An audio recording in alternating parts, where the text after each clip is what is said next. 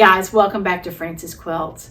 As I'm filming this morning, it is Christmas morning. You see, our family does our celebrating on Christmas Eve. So last night, all the kids were here and my grandson was here, and we just had a marvelous time together as a family.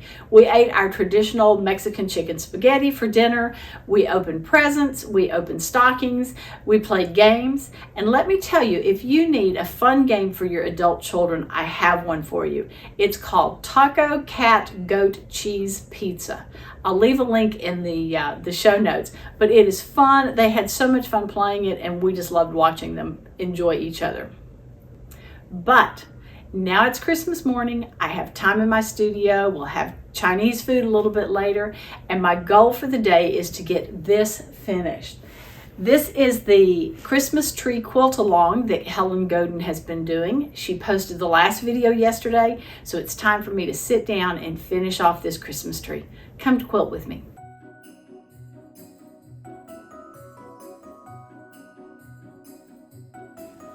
As we get started here, let me say that everything is sped up twice as fast. I cannot quilt or draw this quickly, but it is the only way to get through all of this video quickly. She started out having us draw just some basic guidelines in here, and then we started the quilting process.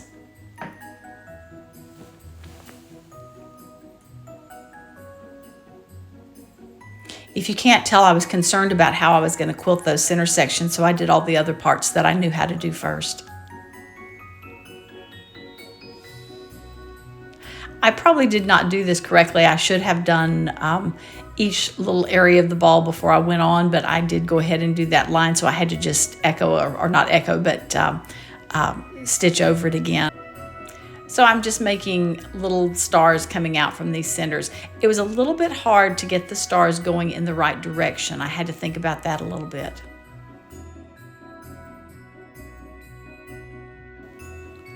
Now to the third one.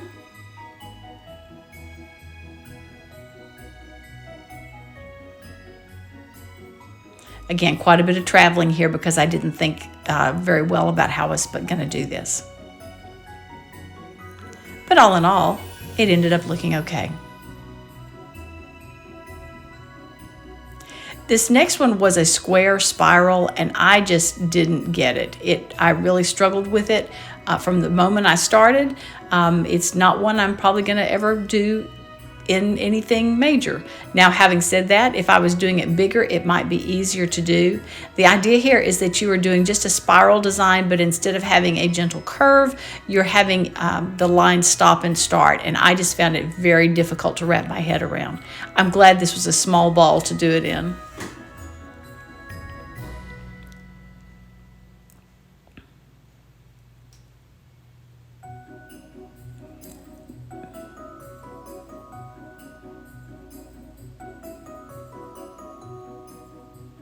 She does it beautifully, but I just don't see it.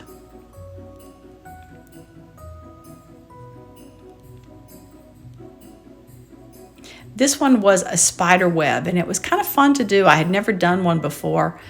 Just bringing all of these curved lines in towards the center-ish. She suggested not making the center of the design right in the middle of the ball, so I didn't do that. So I've got all of this, and now I'm going back to the center. I'm getting ready to put all of these little side parts of the spider web in. I found these a little bit hard to do and a little fiddly when I first got started with it. I think it's just because the area was so small, and it was just a little bit hard to move the quilt in such a small manner with doing those arcs. But they definitely got better as I went further along.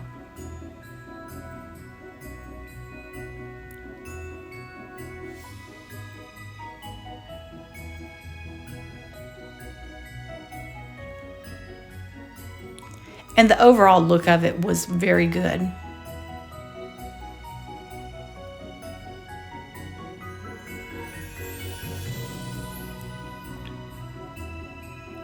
This one is a log cabin. I have never done one like this, so it was a very interesting process. She had us draw 4 lines that are just a little bit curved. The idea here is that you draw or quilt the entire line, and then you back up just a little bit to quilt the next line. So I've quilted I'm backing up and quilting the next one. I'm backing up and quilting the next one. So you're never starting from the same spot. You're always moving inward every time you work on it. Once I got the feel of how the motion was supposed to go, it was very easy to do, but it did take a minute to get that motion. One thing that is interesting with this is because you are backing up over lines you've already stitched, you end up with those little areas on those corners being just a little bit highlighted because they've been stitched over twice.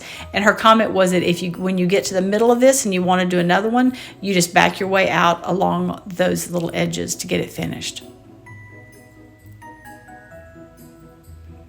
That was very interesting to do. This one I just did not get at all. The idea was to put a curved line in here similar to a ribbon candy, and then you were supposed to quilt on the inside of it. Hers gave it a really nice design, looked like a 3D design. Mine just kind of looked like a mess, but that's all right. I like the idea, and again, I think if I could practice it more and have a longer time to work on it, I would enjoy that. All right, this next one, we again drew a square or designs across it, keeping them fairly straight in the center and then having a little echo, or not echo, but a little curve to it. In this one, we're doing an orange peel design. Again, one of those grid designs. I found it hard to do just simply because the little squares were so tiny. Again, I got better once I started really concentrating on it, but I struggled with it a little bit. I also switched how I was doing it. Instead of doing bouncing from one to the other, I started doing a serpentine, and I found that a little bit easier going vertically, but when I started going horizontally, I had to go back to the bounce from point to point. Just couldn't quite figure out where I was. So we're back to bouncing.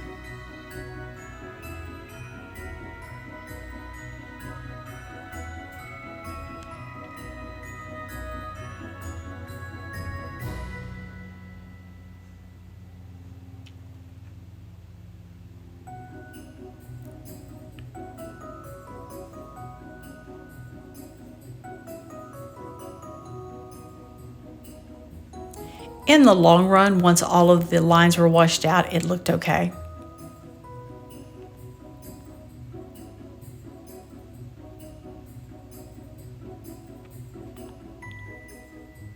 This one was interesting. It is a spiral, but when you come back around, instead of doing a spiral design, you're doing cogs. My initial thought was, oh man, this is going to be so hard. But I found once I got into it, it was kind of fun to do. Her comment is that everywhere you have a straight line, you add a cogged line. So I'm going to go all the way around here doing the little push-out cogs. And then I'm going to come back and cover those with another straight line. Now, when she did this, at this point, she started a new spiral with a new cog. I was doing well with this and decided I was just going to make my own little design here, and this was just going to be one great big spiral, just so I could continue to get the idea of how this was supposed to work. I think this will be a fun design to play with at some point in time.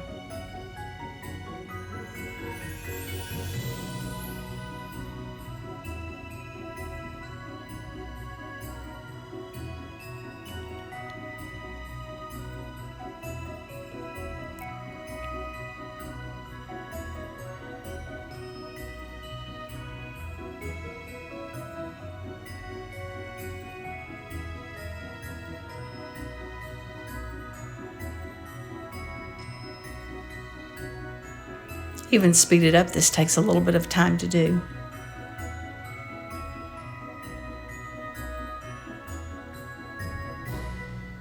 And just put a little more cogs in, a few more cogs in there. Ta-da!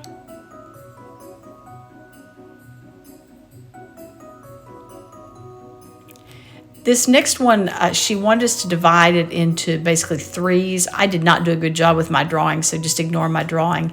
This one, we're doing another spiral design, but instead of backtracking like we did with the log cabin, we're just going not we're just moving the line each time. So I've hit that line. The next one, I'm going to go just a little bit in the one that I previously did. So I'm just spiraling my way in.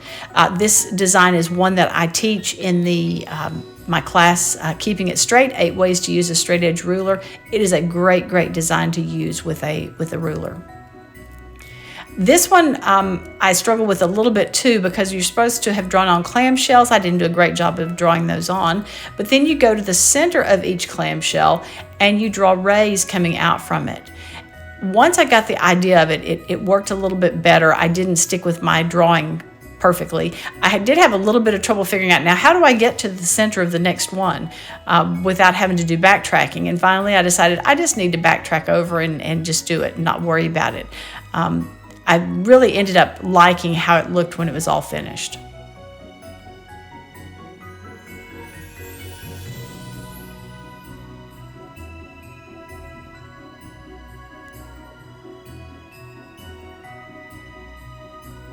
So here I just went on around the edges of the outside edge. I felt like I wasn't supposed to do that, but I decided there wasn't any way I could get back to the center of those inside clamshells.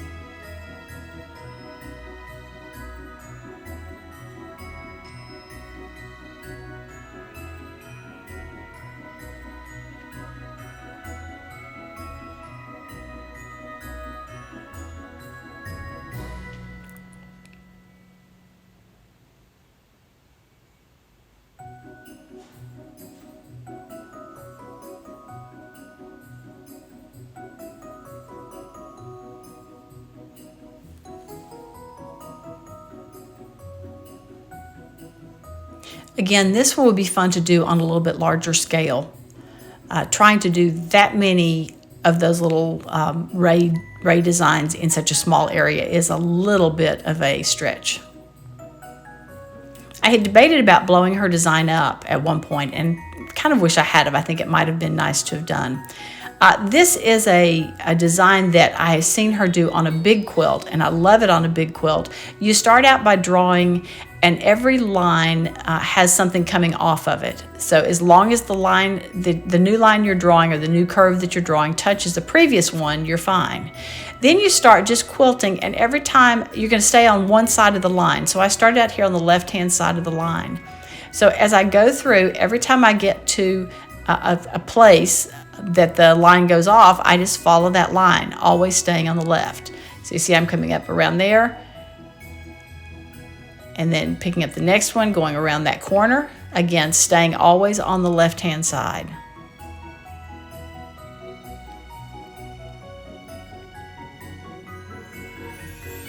And it's a little tight in here. I probably should have made them a little bit bigger.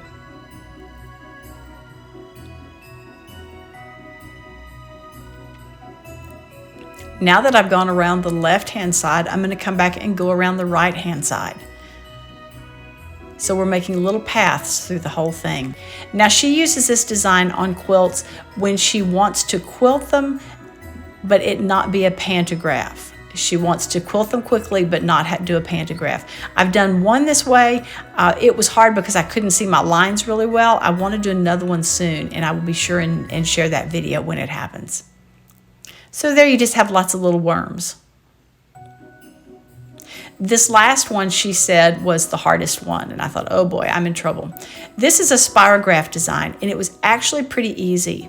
You have that first line that goes from like a 12 to a 7 on the clock, and then each time you quilt, you're just moving over a little bit. As long as I concentrated, it worked really well, and I love how it looks. I definitely am going to try this one again.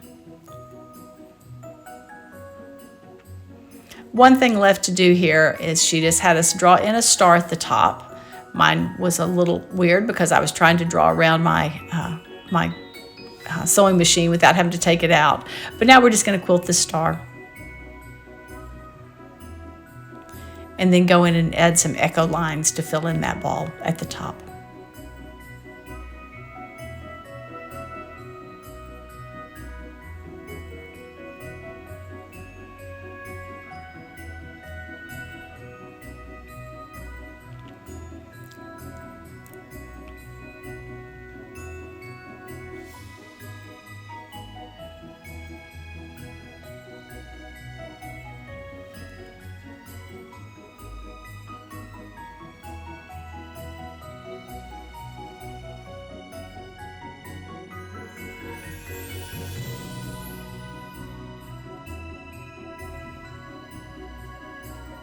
So the tree's finished. I decided just to do a little quilting around these ribbons that she had here. Obviously didn't do a great job of quilting around them, but I added some more lines to them just to fill it in a little bit more. Her suggestion here was that you stipple quilt in the inside edge or meander around the inside there, around the tree, and then just add some lines, kind of a piano key type border around the outside. At this point, I don't plan on doing that. This was, for me, just a practice piece, but it is a good idea if you wanted to finish this up and turn it into actually something that you could hang and have as a decoration.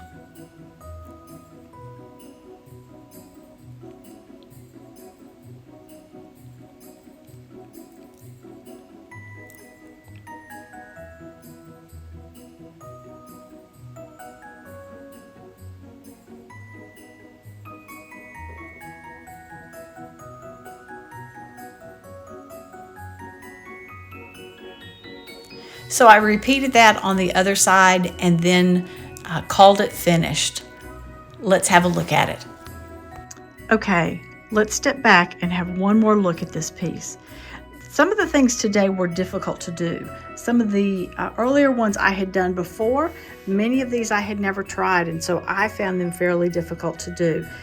Look at this one though. That looks so good, and I honestly had no idea I could do that particular design. And I felt like I really struggled with these little guys, but they look good when they're already finished up. And the same thing with this spider web, and even this. I mean, all of these look so nice now. Well, guys, it's finished, and I really enjoyed learning some of these new designs.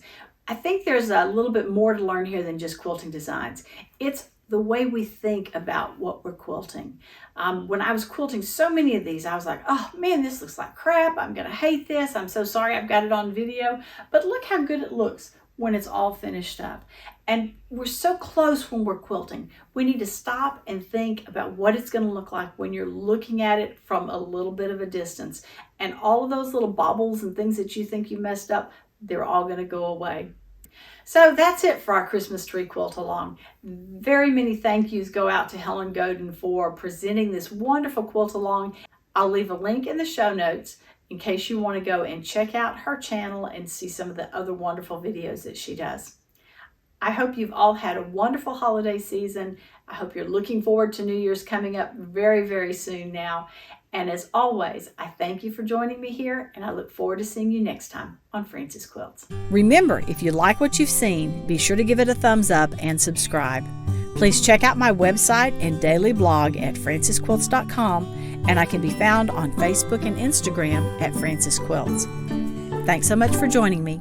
Hope to see you again soon.